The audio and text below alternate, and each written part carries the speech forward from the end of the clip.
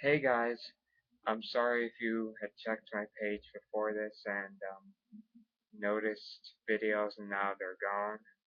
I wanted to re-upload them, like we'll redo them because first I recorded them on my iPhone, so they had the black bars on the side, and then I tried with the webcam. I didn't like how some of them came out. I didn't mind the quality of the webcam, I just thought I could have done better. So I got rid of those and now I'm trying to redo these again and get them as good as I possibly can. And I'm sorry how at the beginning how the camera was kind of tilted and I had to tilt it back up. I do apologize for that. I was unsure when I first set this up how it would look, so when I hit record the start at the beginning, it's kind of tilted. Anyways, this is my review of A Nightmare on Elm Street.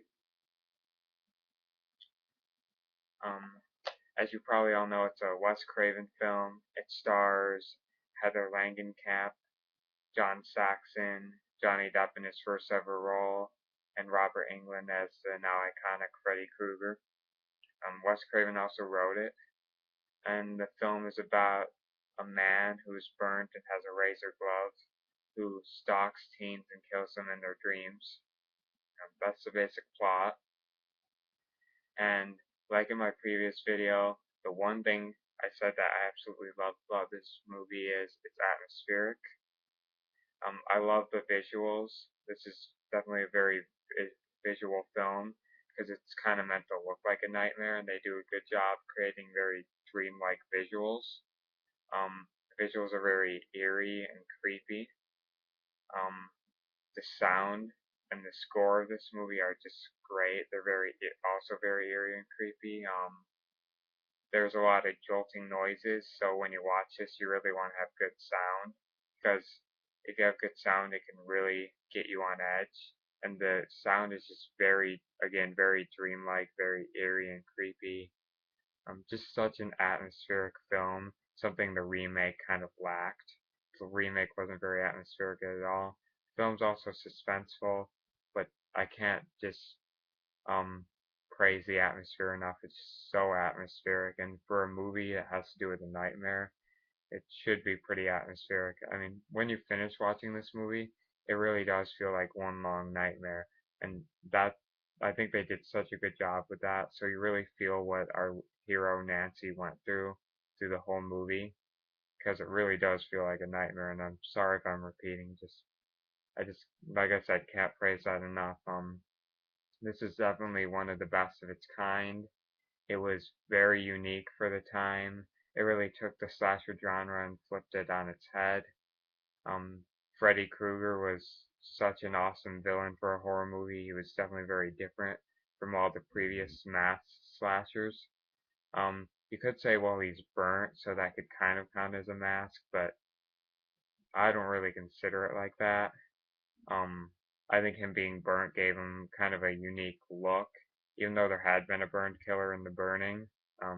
But also the weapon he uses was just so creative and unique for the time.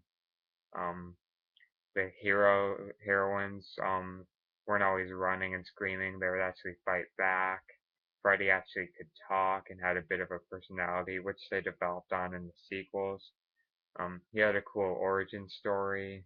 The deaths in this movie, especially Johnny Depp's death, are great. I'm not going to spoil anything for those who haven't seen it, but the bed kill, if you've seen it, you know what I mean. It's just such a great kill. The kills were also pretty unique. The effects were great, especially since this was a low budget movie, trying to look like a big budget movie. I mean, the kills were just really creative and great. Sorry that I'm repeating. This is definitely one of the greatest horror movies of all time. In my opinion, one of the greatest movies also. I can't recommend it enough. Definitely go out and see it. Now onto the Blu-ray. It has the same cover art as the 2-disc Indie Film Edition, minus the slipcover. The slipcover art I liked better, so I wish this would have came with a slipcover, or at least use the slipcovers art on the actual Blu-ray's cover. And then here we have the back. basically the same, I'm pretty sure, minus the blue stuff at the top. Now we have the inside. Don't know how well you can see that. There's the disc. Has some, let me try to turn it. I kind of like the disc art. As you know from my previous videos, if you've seen them, I could care less if a disc has art or not. I know some people do. And also, if you've seen my previous videos, you know I got this around the time the remake came out. So I got it's either a ticket or a certain amount of money off it. I never used it when I went to see it, because you know me from the previous videos, I like to hold on to this stuff and collect it. I'm kind of weird like that. Then I had my ticket from the actual remake. Again, I love collecting tickets to the movies I've seen and holding on to them. So I'm kind of weird like that. I'm sure there's other people like that, but anyways, now to talk about the Blu-ray, I think it has all the same features as the Any Film Edition did. It has commentaries by Wes Craven, Heather Langenkamp, John Saxon, Robert Englund, the cinematographer. It also has alternate endings, 3 featurettes, one of them being Never Sleep Again, which I've heard is an awesome one.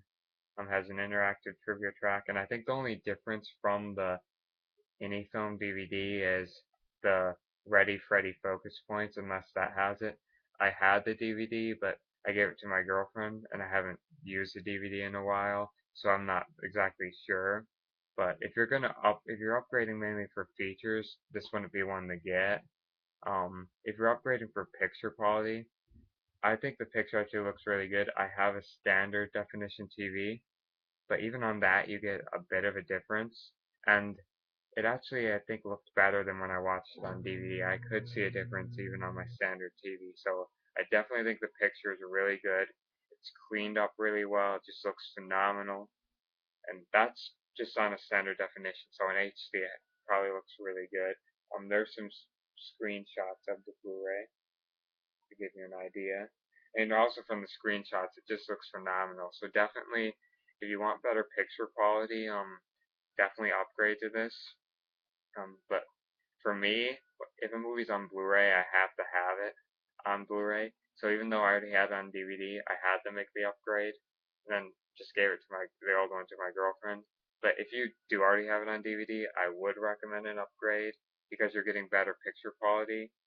The special features, it says, might not be in high definition, so it's not worth it for that. But definitely the picture looks really good, and if you want to have this movie on Blu-ray, this is definitely the one to get. There was one Blu-ray before this. It's basically, I think, a port of the old DVD. Definitely not worth it. I think it was Canadian, released in Canada. It was released in Canada. I heard the picture kind of sucked, feature-wise. It was bad too. So if you don't already own the movie and have a Blu-ray player, definitely just pick it up on Blu-ray. It's definitely worth it. The price, I don't think, is too bad. If you already have the DVD, maybe sell it and pick this one up, or if you like to hold on to it, I definitely would recommend upgrading because it's worth it for the picture, and it's worth it because it's a great movie, and having it on Blu-ray is really cool. Some people are like, if you're like me, you probably already have it on Blu-ray, even if you have the DVD. So I'd say definitely, sorry to keep on repeating, but definitely worth an upgrade if you have the DVD. If you're a fan of the movie, definitely worth an upgrade. If you have the old DVD, then definitely upgrade to this. And if you don't own it and have a Blu-ray player, just go right out and buy it on Blu-ray. Really, that's all I really have to say about this. So that's Nightmare on Elm Street. Definitely is a must-see and must-own. Definitely worth it.